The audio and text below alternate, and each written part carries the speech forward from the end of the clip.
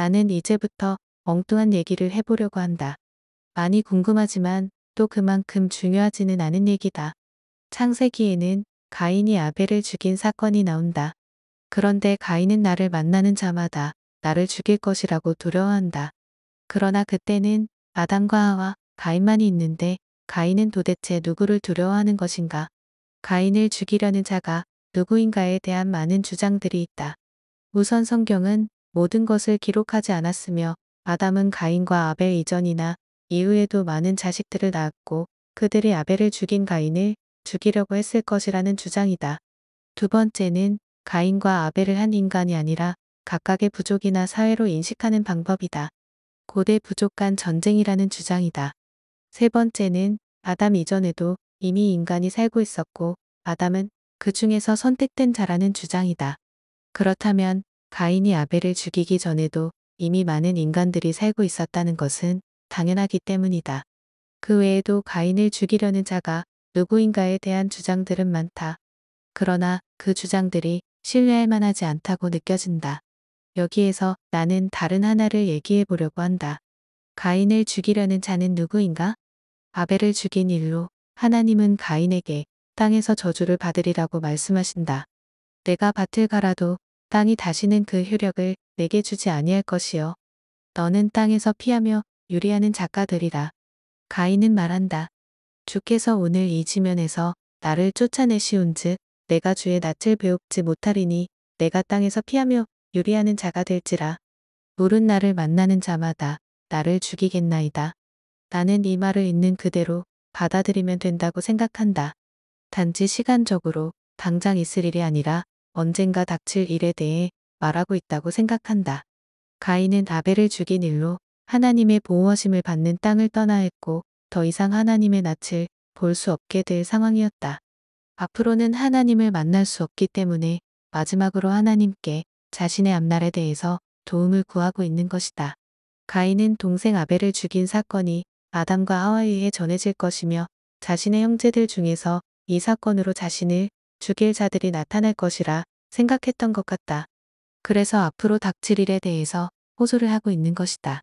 아벨이 죽고 아담은 하와와 다시 동침하여 아들을 낳고 그의 이름을 셋이라 하였고 이는 하나님이 내게 가인이 죽인 아벨 대신에 다른 씨를 주셨다는 의미였다. 그래서 훗날 셋의 이름을 아는 자들이나 셋의 자손들은 가인을 죽이려고 했을 것이라 예상할 수 있다. 아담의 시대에도 이미 죄에 대한 처벌은 정이고 당연한 일이라고 생각한 듯하다. 그리고 살인이라는 죄에 대한 개인적인 징계도 가능하던 것으로 보인다.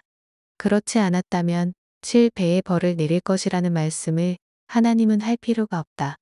정상적인 처벌보다 과한 벌을 더하고 표를 주심으로써 가인의 간구를 들어주었다.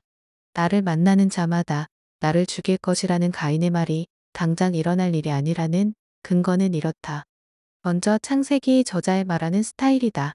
가인이 여호와 앞을 떠나서 에덴 동쪽 노 땅에 거주하더니 아내와 동침함에 그가 임신하여 에녹을 낳은지라. 가인이 성을 쌓고 그의 아들의 이름으로 성을 이름하여 에녹이라 하니라.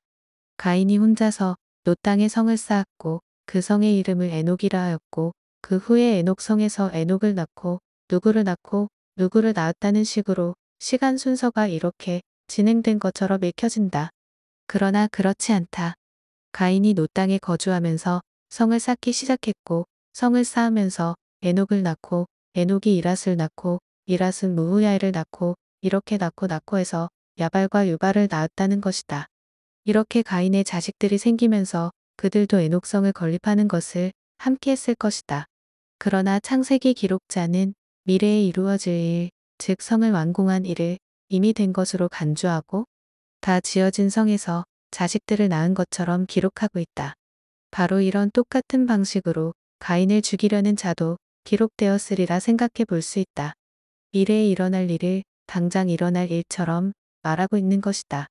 어쩌면 가인에게는 하나님에게 말할 수 있는 마지막이라 생각했기 때문에 이렇게 말했을 수도 있고 그만큼 가인에게는 절박한 상황이었기 때문에 앞으로 일어날 것 같은 일을 당장 일어날 것처럼 말했을 수도 있다. 도둑이 제 발 저린다는 말처럼 자신의 두려움 때문에 혼자서 호들갑을 떨고 있는 것이다. 그리고 가인을 죽이는 자는 7배의 벌을 받으리라는 하나님의 말씀에도 생각해 볼 대목이 있다. 만약 사람들의 말처럼 가인의 살인사건 당시에 이미 많은 사람들이 살고 있었다면 왜 굳이 살인자 가인의 생명을 보호해 줘야 하는가 하는 것이다. 그가 죽어도 그의 후손들이 대를 이을 수 있고 다른 사람들이 여전히 생육하고 번창할 수 있는데 말이다.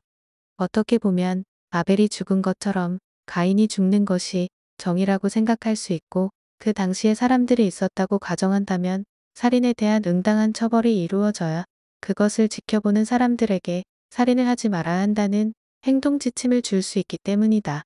그러나 하나님은 그렇게 하지 않았고 오히려 살인자 가인을 보호해주는 약속과 징표를 주신다. 이것은 그 당시에는 다른 사람들을 고려할 필요가 없지 않았을까 하는 생각을 하게 된다. 그러나 그 당시에 오직 가인만이 존재했다면 가인을 죽일 자도 존재하지 않기 때문에 7배의 벌을 줄 필요도 없는 것이다. 어차피 가인을 죽일 어떤 사람도 존재하지 않기 때문이다. 7배의 벌을 준다는 말은 이미 가인을 죽일 수 있는 사람들이 존재한다고 생각할 수도 있지만 현재의 일이 아니라 미래의 일이라고 생각할 수도 있는 것이다. 그러나 이 모든 생각은 상상의 영역이고 확실한 것은 없다. 다만 어떤 신학자가 말하는 것처럼 창세기를 기록할 당시의 사람들은 이것은 상식에 맞지 않는다는 것을 몰랐다거나 그런 것을 고려하지 않았다는 식으로 말하는 것은 옳지 않다는 것이다. 고대인들이 우리보다 어리석고 미개했다고 말하는 것은 오직 현대인들의 착각이다. 나는 지금도 아리스토텔레스와 플라톤의 책들을 읽으면서 배우게 된다. 우리와 고대인들의 차이는 생각하는 능력의 차이가 아니라 지식의 차이인 것이다.